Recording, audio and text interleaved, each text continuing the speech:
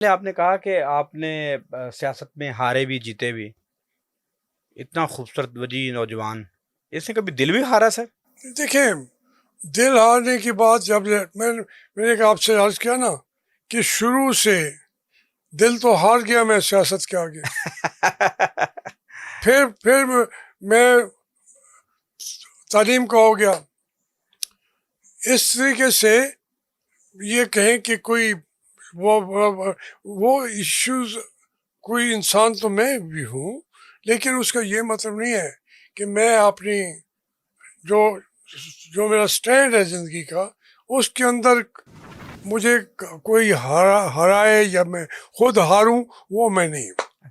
کبھی نہیں؟ محبت نہیں کبھی ہوئی نہیں. محبت ہی ہے. سیاست کے علاوہ کبھی محبت نہیں ہے؟ نہیں کیا ہے. اچھا. میں بچوں کو دیکھیں، ہم اصل میں کہتے ہیں یہاں تو حضور پاک نے فرمایا کہ آپ کی دنیا کی مجھے 3 باتیں پسند ہیں: نماز، خوشبو اور خاتون. بالکل ایسے ہی. تو جو اچھے چہرے تمام چیزوں کو دیکھتے ہیں، خواتین کو، وہ اس میں میں سمجھتا ہوں جیسے حضور نے پسند کیا اسی طرح ہم بھی پسند کرتے ہیں. چلیں وہ تو ایک بڑا ان کا، تو ہم نے ان کے نقش قدم پہ چلنا ہے نا سر الحمدللہ ان کے نقش قدم پہ چلنا ہے نا. شادی جو کی پسند کی یا گھر والوں کی؟ میری شادی بھی وہ بھی ایک عجیب تربیہ ہے یا تعلیمیہ ہے. میں ابھی میٹرک کا امتحان دینے کی تیاری کر رہا تھا. اچھا. تو ایک دم پتہ لگا کہ آپ کی شادی ہے. اچھا. میٹرک میں تھا. اچھا. میری کزن ہے. اچھا. میری خالہ کی بیٹی ہے. اچھا. تو اس میں پسند نہ پسند کی تو بات ہی نہیں. ہم سے تو یہ بھی نہیں پوچھا گیا کہ بھئی آپ کا جو ہے، میرا 21 دن بعد میٹرک کا امتحان تھا. تو سیاست کے باغی نے وہاں بغاوت کی؟ اس کے اندر بھی میں نے پھر بھی فرسٹ ڈویژن لے کے پاس کیا میں نے.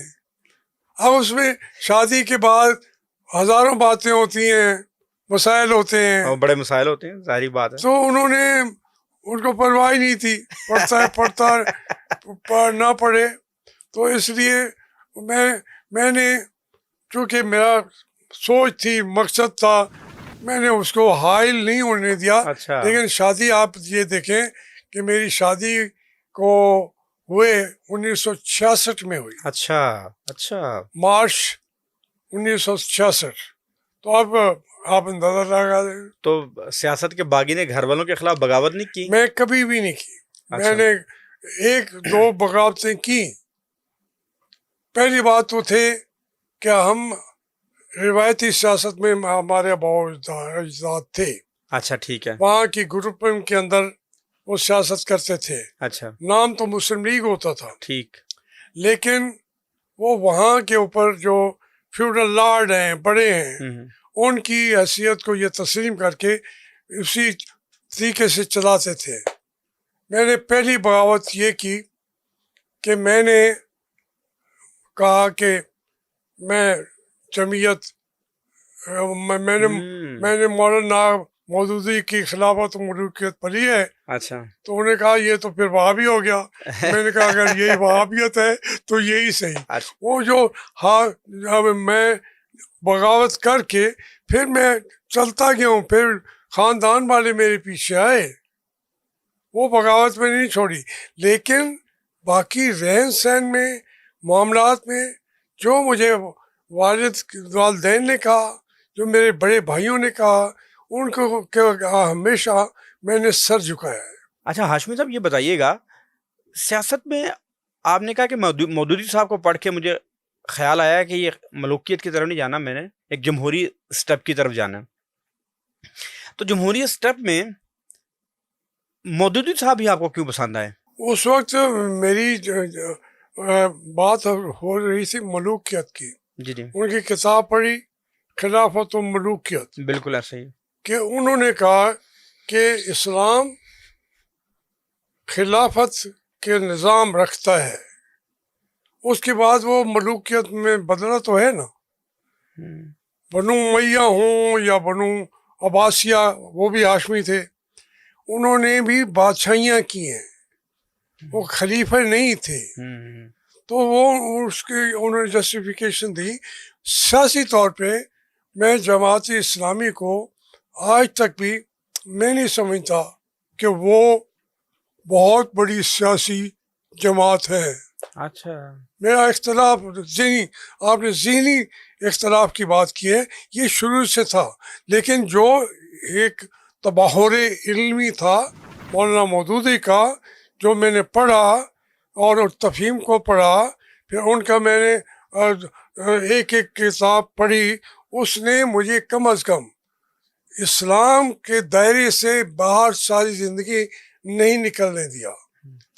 یہ بتائیے گا، آپ نے اپنے سفر کا آغاز اسلامی جمعیت سے کیا، پھر آپ تحریک استقلال جوائن کر لی، پھر آپ زیاد صاحب کی کابینہ میں وزیر بھی رہے، پھر آپ نے نون لیگ جوائن کی، پھر آپ نے نون لیگ چھوڑ دی، تحریک انصاف جوائن کی، تحریک انصاف چھوڑ دی، پھر نون لیگ جوائن کی، پھر نون لیگ چھوڑ دی.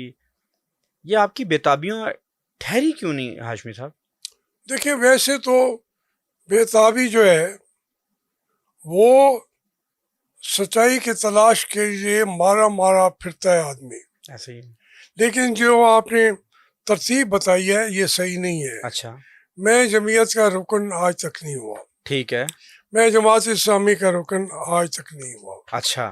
میں نے تحریک استقلال پہلی پارٹی جوائن کی. ٹھیک ہے. میرے گھر کے لوگوں کو کہا کہ مسلم لیگ جوائن کریں. ٹھیک. میں مسلم لیگ کو فیوڈلز کی جماعت سمجھتا تھا، میں نہیں شامل ہوا مسلم لیگ. اچھا.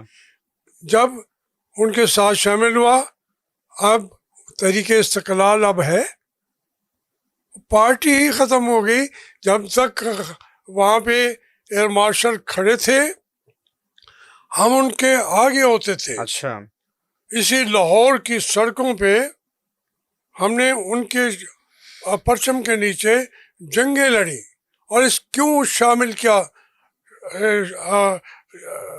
ایئر مارشل ارشد خان کی، کہ وہ ایک سٹینڈ لے چکا تھا، ایک بغاوت تھی بھٹو کے خلاف بھی اور اپنی افواج کے خلاف بھی، کیونکہ مشرقی پاکستان میں وہ رہے تھے اور مشرقی پاکستان کے لوگ ان کو اپنا لیڈر مانتے تھے. مغربی پاکستان کے بھی اگر ان کو مان لیتے تو پاکستان دو ٹکڑوں میں نہ جاتا.